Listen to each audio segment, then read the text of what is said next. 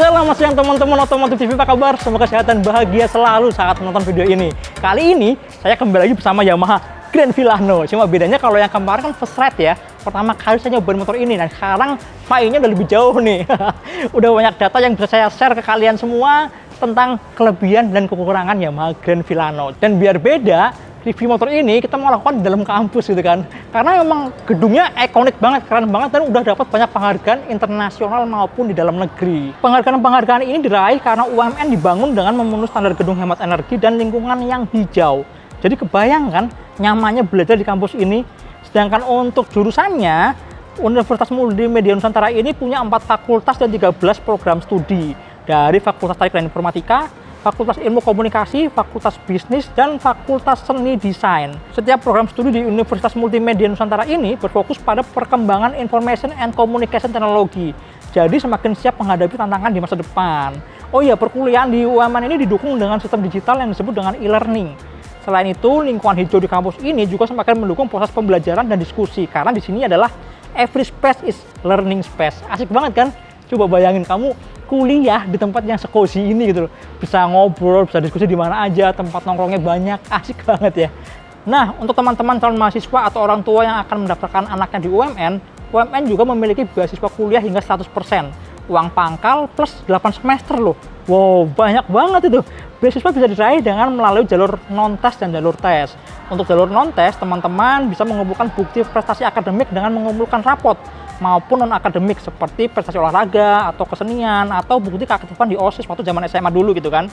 Selain itu, kamu juga bisa meraih beasiswa dengan mengikuti tes beasiswa UMN yang jadwal tesnya bisa dicek di Instagram Universitas Multimedia Nusantara. Jadi tunggu apa lagi buat teman-teman yang mau kuliah di tempat yang keren ini? Kalian bisa langsung datang ke sini atau cari informasi lebih lengkapnya di www.umn.ac.id. Gitu teman-teman. Oke deh, sekarang kita mulai reviewnya Yamaha Grand Filano.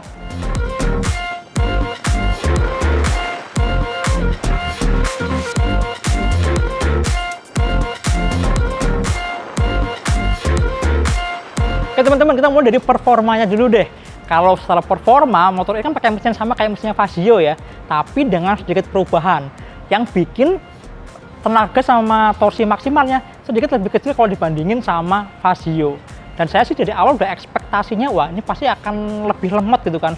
Tapi ternyata dugaan saya salah teman-teman.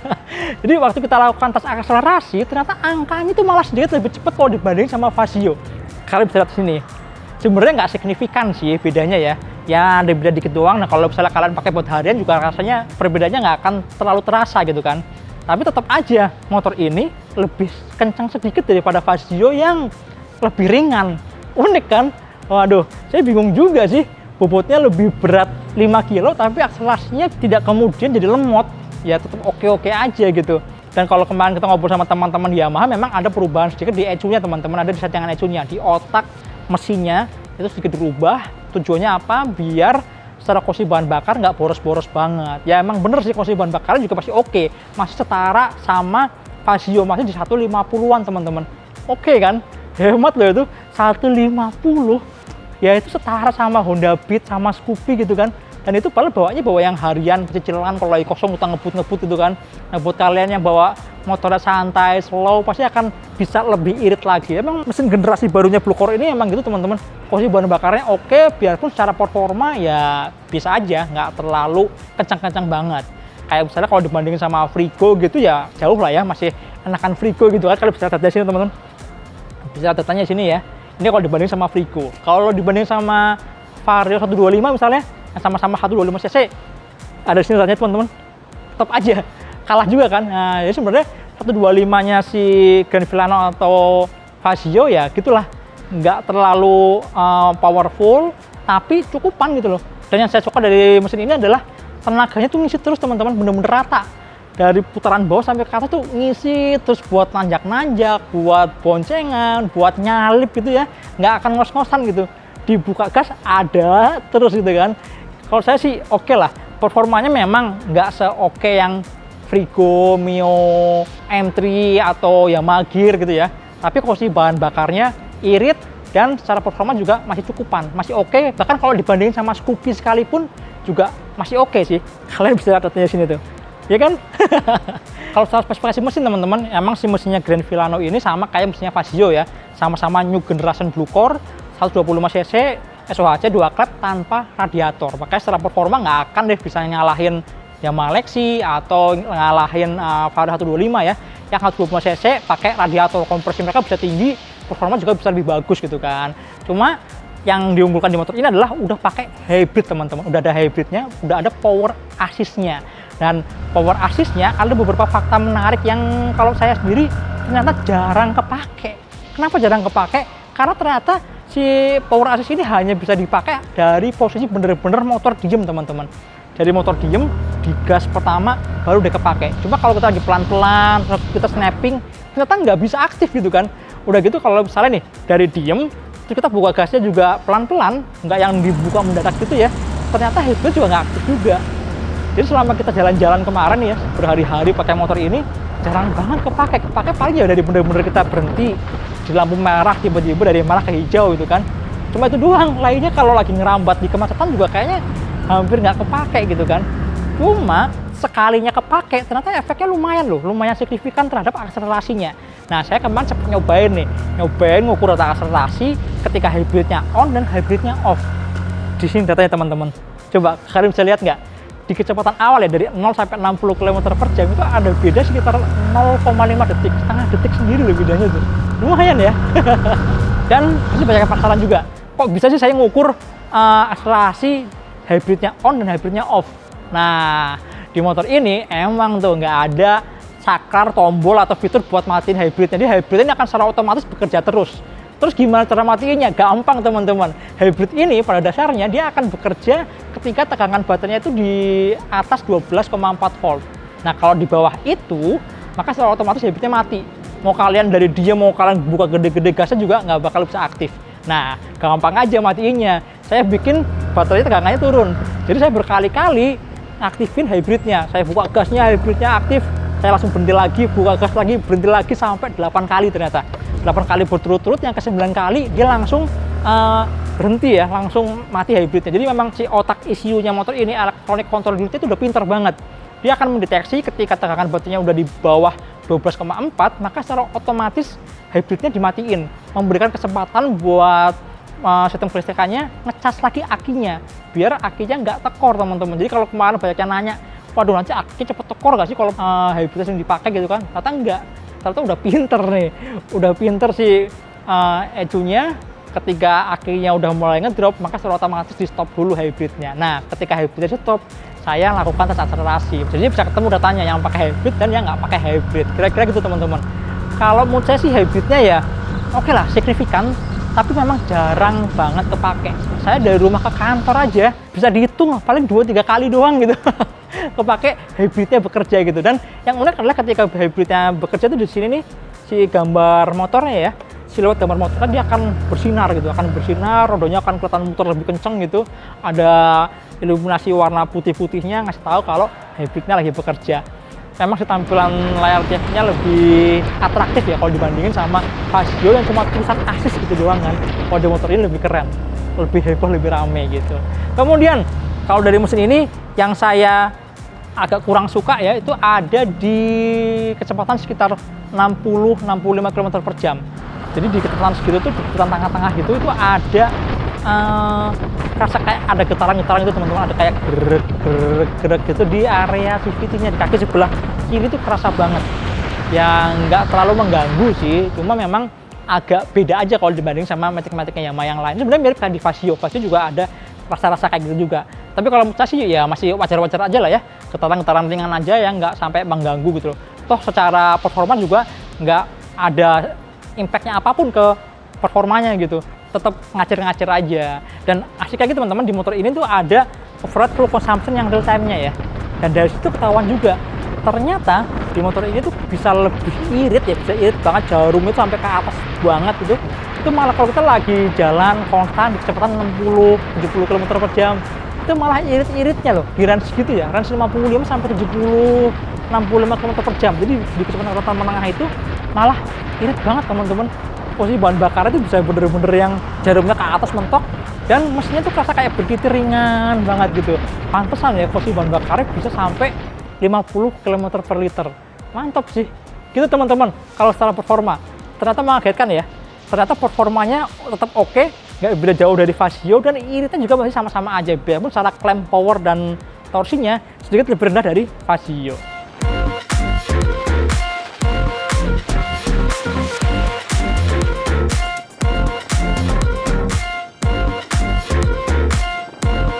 Oke teman-teman, lanjut ke posisi berkendaranya. Ini makin lama, malah makin nyaman loh. Saya jalan jauh, makin jauh sama motor ini, ternyata kok enjoy-enjoy aja ya. Makin lama makin enak gitu, makin kerasan. Yang bikin kerasan pertama adalah joknya. Jok yang depan ini, biarpun yang varian Lux ini pakai kulit warna coklat keren, tapi ini ternyata lebih keras teman-teman. Kulitnya lebih keras kalau dibandingin sama Neo. Cuma untungnya dipakai buat jalan jauh juga nyaman-nyaman aja. Di malah nggak sampai panas, nggak sampai yang pegel gitu ya. Karena kalau menurut saya sih joknya ini emang lumayan tebel busanya gitu ya, dan lebar, jadi duduknya tuh enak-enak aja, duduknya enak, terus stangnya juga tinggi. Nih kalau kalian lihat dari samping ya, tuh punggung saya tuh bisa bener-bener tegak teman-teman, bisa bener-bener enjoy. Tangan nggak sampai kayak gini lah ya, tapi tegak enjoy, terus juga pijakan kakinya juga lega banget. Saya bisa maju mundur tuh. Wah, ini posisi berkendara yang kalau menurut saya sih asik ya, bener-bener buat harian tuh nyaman gitu. Dan ternyata dibonceng pakai Grand Filano juga nyaman banget. Kenapa nyaman? Karena jok belakangnya ini ternyata lebih empuk daripada yang depan. Ini kalau dipegang aja tuh, waduh, empuk banget, lebar juga panjang. Saya pakai celana ukuran 33 teman-teman. Ternyata di bagian belakang ini masih ada sisanya nih, masih nyisa itu loh, masih ada ruang lagi. Wah, ini benar-benar kalau kata Ani pantat able katanya. Nyaman buat pantat. Dan satu lagi yang bikin beda, kalau di Grand Filano ini dibonceng di belakang ternyata nggak melorot teman-teman. Ini biasanya terjadi di motor-motor yang desainnya retro ya, motor-motor skutik desainnya retro itu biasanya jok belakangnya tuh relatif flat, rata gitu kan. Begitu kena beban, dia akan melorot kan, akan turun kan. Nah ini bikin si pengendara rasanya kayak melorot teman-teman, karena miringnya miring ke bawah gitu. Nah kalau di Filano ini, dalam kondisi diem kayak gini, si jok belakangnya tuh kayak agak naik dikit gitu loh. Jadi begitu kena beban, dia nggak sampai yang bikin pembonceng tuh melorot teman-teman. Jadi lebih nyaman dibonceng di Grand Filano ini. Kemudian yang enak lagi adalah ini nih, footstep ya teman-teman. Footstep boncengannya lebar dan segini semua gede, ini karat semua nih. Ini mirip feel-nya kayak dibonceng di PCX. Bener-bener nyaman. Kaki tuh napak semua dan keset gitu loh. Wow, asik sih. Dibonceng di motor ini juga rasanya nyaman juga, sama kayak si pengendaranya. Cuma ada sedikit catatan. Catatannya adalah harus sedikit agak membuka kaki waktu bonceng, karena bodi bagian sampingnya ini harus diakui teman-teman, ini lebar ini lebih lebar dari Vasio, dari Scoopy. Jadi waktu bonceng emang kakinya agak lebih kebuka gitu sih ya. Kalau buat jalan jauh, buat kalian yang nggak terlalu tinggi, mungkin lama-lama akan pegel juga ya. Tapi saya 365 cm sih aman-aman aja. Mau jalan jauh dibonceng pakai Filano ini juga tetap enak-enak aja, nggak sampai pegel gitu. Kemudian kalau secara handling, ternyata memang agility-nya gitu ya, buat meliuk-meliuk nggak beda jauh kalau dibandingin sama Vasio, sama-sama lincah.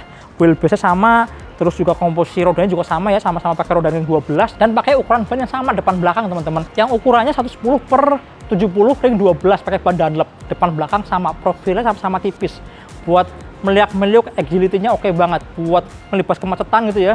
Terus buat slip juga, stang sama spionnya juga nggak terlalu lebar, jadi compact banget buat masuk-masuk di kemacetan tuh rasanya enak-enak aja. Cuma yang bikin beda kalau dibanding sama Vasio adalah di motor ini kerasa lebih stabil. Atau lagi nikung yang kencang-kencang teman-teman, nikung yang parabolik gitu ya, terus atau enggak bermanuver yang cepat gitu, itu rasanya di bagian depan ini kerasa lebih berat, yang bikin sedikit lebih stabil. Mungkin pertama karena bobotnya lebih berat 5 kilo, dan yang kedua adalah posisi tangki bahan bakarnya. Tangki bahan bakarnya ada di bawah sini teman-teman, jadi secara distribusi bobot depan belakang jadi lebih imbang. Nah kalau di Vasio kan tangki masih di belakang tuh, bagian depan kerasanya tuh enteng banget. Waktu kita menikung cepet tuh kayak depan tuh kayak ngambang, kayak terlalu ringan gitu kan. Di motor ini lebih oke, balance-nya lebih oke. Buat nikung-nikung yang parabolik yang kencang-kencang gitu, itu juga kerasa lebih antep, lebih tenang gitu teman-teman. Kalau saya sih oke, saya suka. Paling catatan dari motor ini kalau di handling, di riding impression adalah di suspensinya yang depan. Yang depan ini rasanya empuk sih, memang empuk banget ya. Tapi karena jarak mainnya pendek, jadinya sering bottoming, sering mentok, sering dak kalau ketemu jalan-jalan yang rusak, yang konblok udah pada rusak gitu, atau aspal yang bolong-bolong gitu, itu kerasa banget. Cuma kalau kalian pakai motor ini jalan yang aspal halus atau nggak aspal yang bergelombang dikit lah, jalan-jalan beton gitu masih aman, masih nggak ada masalah. Tapi kalau udah lubang agak gede gitu, udah deh kerasa banget di tangan tuh, getarannya kerasa banget, kerasa geradakan banget yang di bagian depan. Kalau yang belakang sih aman, nyaman, lembut, buat boncengan juga. Sesekali memang kerasa mentok kalau kena impact yang keras ya, tapi kalau cuma jalan bergelombang apa sih aman-aman aja, nggak ada masalah. Ya nyaman, feel-nya empuk, nyaman ya, selama kalian pakai di jalan yang lumayan oke gitu lah ya. Nggak harus yang bagus-bagus banget, tapi yang masih oke lah ya, masih jalan beton, aspal bergelombang dikit, masih nggak ada masalah. Gitu teman-teman. Suspensi depannya aja nih, travelnya panjangin dong Yamaha.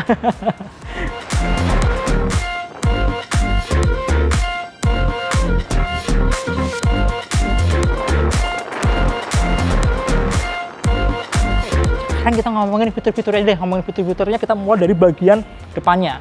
Mulai dari ini nih, headlampnya. Headlampnya ini punya 2 cluster teman-teman, atas bawah, dan nyalanya itu harus mesin nyala. Kalau kontak on aja cuma DRL-nya, DRL doang, dan ini nih sisanya akan otomatis dia akan berkedip ya tuh 2 kali.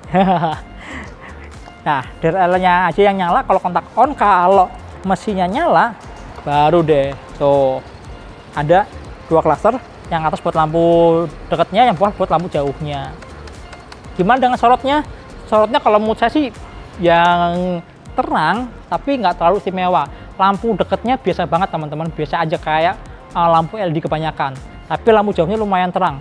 Dia lebih jauh dan lebih pekat di bagian tengah aja. Kanan kirinya masih sama kayak lampu dekatnya. Oke, kita lanjut ke bagian bawah.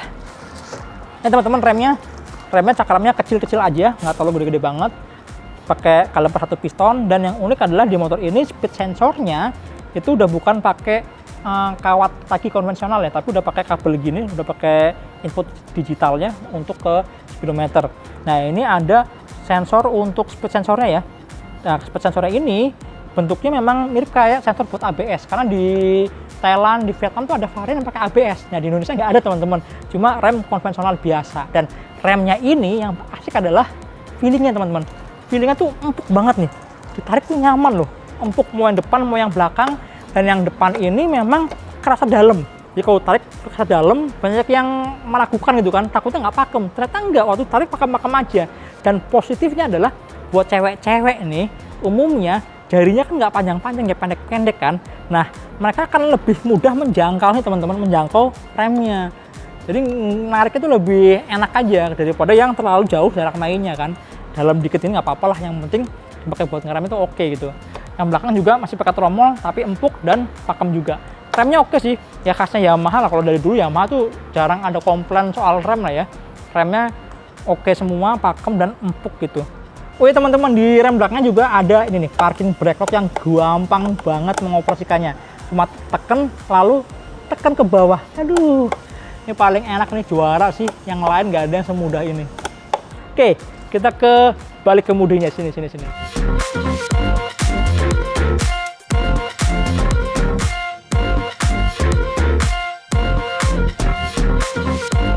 Nah teman-teman nih, area kemudinya ya, banyak banget tombol-tombol, banyak banget fitur-fiturnya. Kita mulai dari speedometernya, yuk. Oke teman-teman, ini dia speedometernya. Yang atas LCD, yang bawah TFT. Nah kalau yang atas sebenarnya sih sederhana banget ya, ini cuma speedometer aja. Dan yang kanan kirinya ada informasi-informasi buat by connect-nya, notifikasi telepon, notifikasi pesan ada di sini tampilnya. Nah yang keren yang bawah ini teman-teman. Nah ini ada fuel meter bensin ya, ada jam digital. Yang sebelah kanannya adalah fuel meter yang real time. Nah menariknya adalah ini iluminasi warna birunya, warna hijaunya itu bisa muncul, bisa berpendar yang keren banget, smooth gitu loh. Kayak misalnya nih, waktu fuel ekonomiknya ini lagi bagus gitu, pindah ke atas gitu, maka secara otomatis lampu hijaunya akan nyala, ceng. Cuma kalau lagi jalannya agak boros, hijaunya akan hilang, cuma birunya doang. Cakep banget. Kemudian di bagian tengah ini ada indikator untuk aktif hybridnya, gambar siluet si Vilano-nya. Cuma kalau hybridnya lagi aktif, dia akan jadi warna putih gitu teman-teman, akan lebih terang warnanya, cakep banget. Dan ini kalau ditekan isinya ini ada odometer, ada trip, ada fuel consumption yang real time sama kayak ini ya, cuma ini bedanya kalau di kanan ini jarum, yang ini beneran angkanya.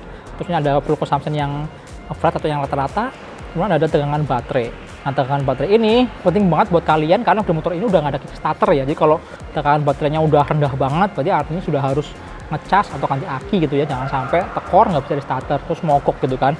Kemudian ini juga buat indikator juga memastikan hybridnya aktif. Hybridnya aktif itu kalau tegangannya di 12,4 volt gitu teman-teman. Terus yang tengah ini ada garis biru. Kalau motornya diem, dia cuma garis gini doang. Tapi kalau motornya jalan, dia akan terus-terusan bergerak gitu kan, bergerak gini-gini kayak ngombak gitu. Lucu banget ya. Oke sih, kalau sepeda motor saya suka banget sama yang TFT teman-teman yang bawah ini. Warnanya keren banget, gonjreng. Mau siang panas terik kayak apa, jelas banget. Lihat biarpun kecil ya. Dan warnanya catchy banget kan, hijau merah.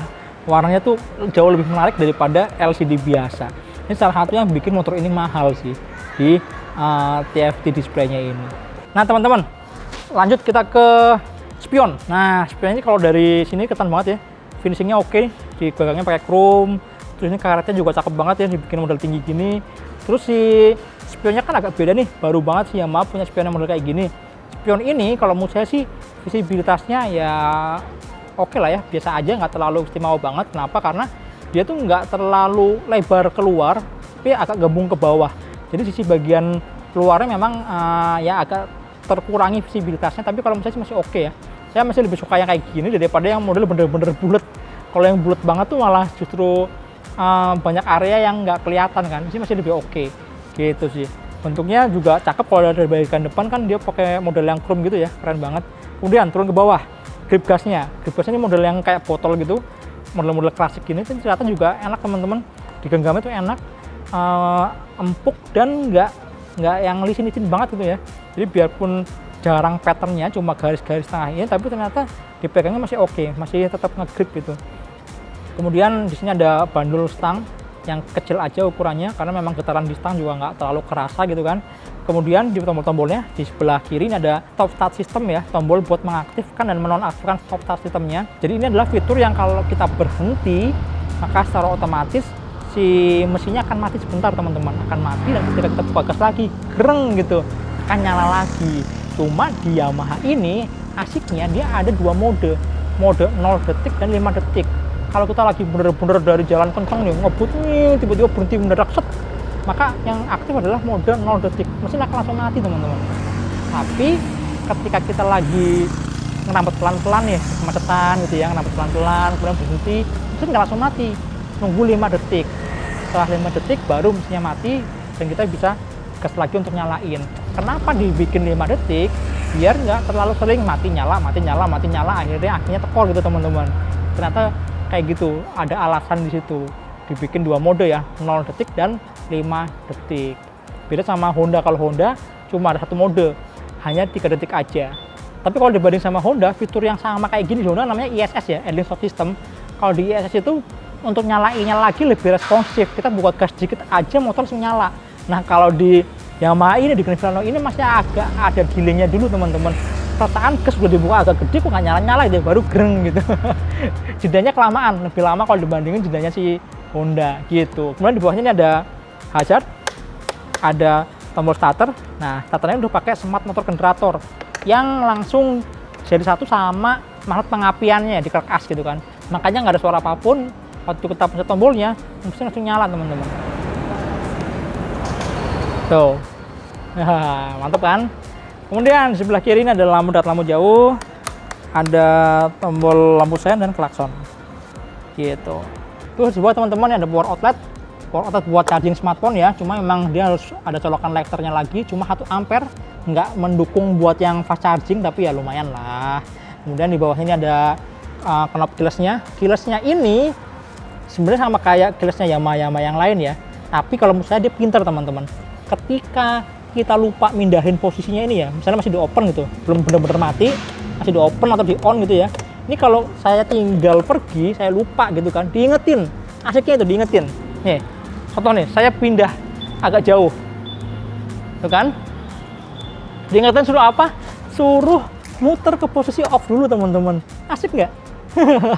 Jadi ini bener-bener antisipasi ya, jangan sampai kita lupa, ditinggal pergi lama dan akhirnya tekor akinya karena kunci kontaknya on terus gitu teman-teman. Kemudian di remote keyless-nya cuma ada satu tombol, ini buat mengaktifkan dan menonaktifkan keyless-nya. Kalau tombolnya ditekan dia nyalanya agak lama, berarti aktifnya nonaktif tuh, diputar nggak bisa teman-teman. Tapi kalau berkedip cepet, nah udah bisa aktif lagi gitu. Terus ini juga bisa jadi tombol answer back sistemnya, kalau kita tekan jadi bunyi gitu, buat nyari motor di parkiran lebih gampang. Oke, di tengah sini ada gantungan barang yang pakai santolan gitu teman-teman, ada pengaitnya ya, ini asik banget, naro bawaan nggak bakal kabur. Dan ini ada tangki bahan bakar, itu tangkinya ada di sini. Cara bukanya kalau kita tekan sini fuel akan langsung kebuka. Woi, asik kan, nggak perlu buka-buka cok lagi, langsung cur di sini bensinnya. Oke teman-teman, lanjut ke bawah, dek pejalan kakinya. Ini saya bilang teman-teman, lega banget, lebar, bisa lega lebar sepanjang ini. Salah satunya adalah Yamaha itu bikin CVT-nya, transmisinya itu dibikin lebih pendek, lebih rapet ya.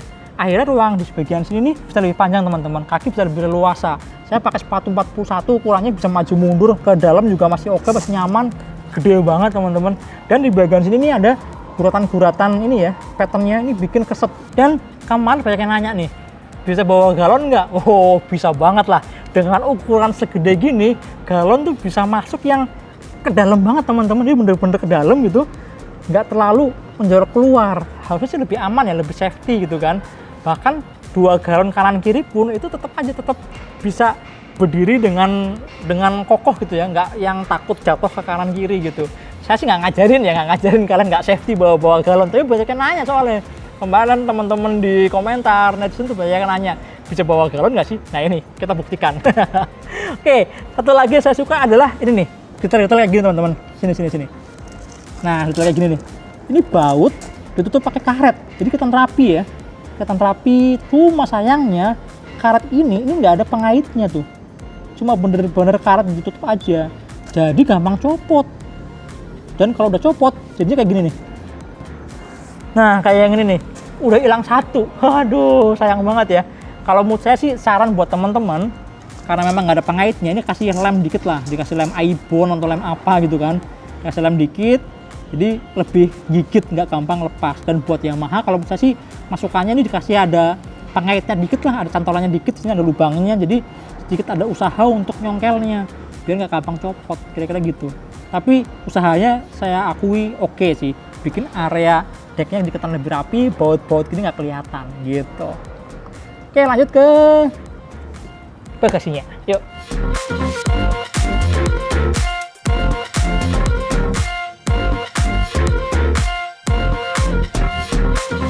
Oke, bagasinya, waduh, banyak banget teman-teman. Mentang-mentang gede ya bagasinya, isi sampai penuh. Oke, kita ilangin dulu, isinya ya. Nah, hilang.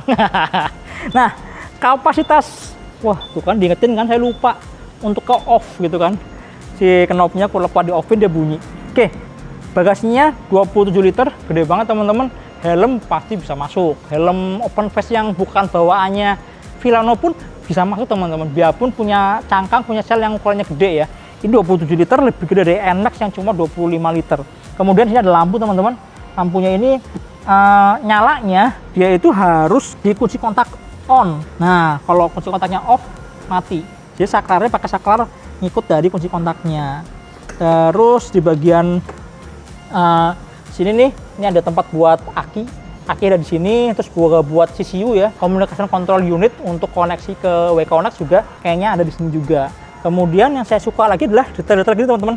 Detail-detail di bawah-bawah sini nih, ini kan bagasi pasti kalau lagi cuci atau kita bawa barang yang cairan gitu, takutnya tumpah gitu, ternyata ada lubang-lubang untuk buang airnya, ditutup pakai karet kecil kayak gini nih gitu. Bagian bagasinya oke sih, saya suka, barang apa aja bisa masuk, helm bisa masuk gitu kan. Oh ya, kalian mau lihat nggak helm bawaannya Grand Vilano nih, kayak gitu teman-teman. Ternyata gini teman-teman helmnya tuh, imut ya. Lucu banget ya. Ini helm yang kemarin saya pakai waktu di sesi first ride. Kayak gini helmnya. Dan warnanya sama kayak warna yang putih ini. Lembayung-lembayung gitu. Lucu ya, cakep. Lalu di bagian sini nih, di bagian bawah joknya juga saya suka. Karena jarang banget ada yang bikin tulangan-tulangannya tuh artistik gitu loh. cakep tuh, nyeni gitu kan. Kalau yang bisa kan cuma bener-bener garis-garis ya, fungsi aja buat fungsi. Kalau ini cantiknya sampai ke bagian dalam joknya. Sedangkan untuk kunci-kunci cuma ada obeng doang teman-teman, taruh di sini. Udah sih itu aja. Lainnya apa ya? Oh, paling ini nih. Area lampu belakang ya. Lampu belakangnya juga udah pakai LED juga. Ini kalau nyala kayak gini. Tuh lampu remnya dia akan lebih terang semuanya. Udah full LED semuanya. Kemudian beberapa detail yang juga bikin motor ini kelihatan mahal kalau menurut saya ini nih. Ada di emblem-emblemnya ya. Emblemnya pakai 3D, suaranya juga bronze kayak gini, cakep banget. Kemudian cover mesinnya dong. Cover mesinnya ini plastik teman-teman. Plastik, tapi itemnya tuh kinclong banget loh. Asli, saya kira nih logam gitu ya, metal terus dicat gitu. Ternyata enggak, ternyata ini plastik. Bisa sekinclong ini, asik banget.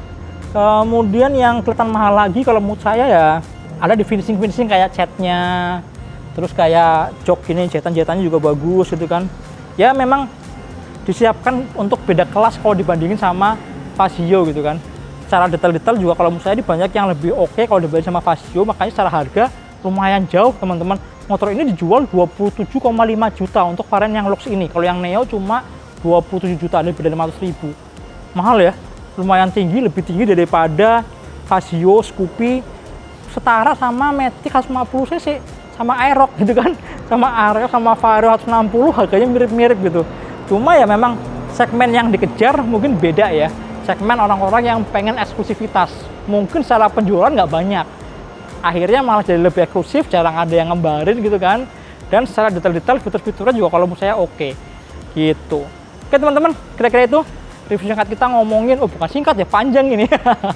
Yang mudah-mudahan lengkap ya, mudah-mudahan lengkap menjawab rasa penasaran kalian semua yang lagi kepengen beli Yamaha Grand Villano. Oke deh, sampai jumpa di video berikutnya. Jangan lupa tonton terus Otomotif TV, nyalakan tombol notifikasi, like, subscribe, dan follow juga Instagram otomotif_tv. Sampai jumpa di video berikutnya. Dadah.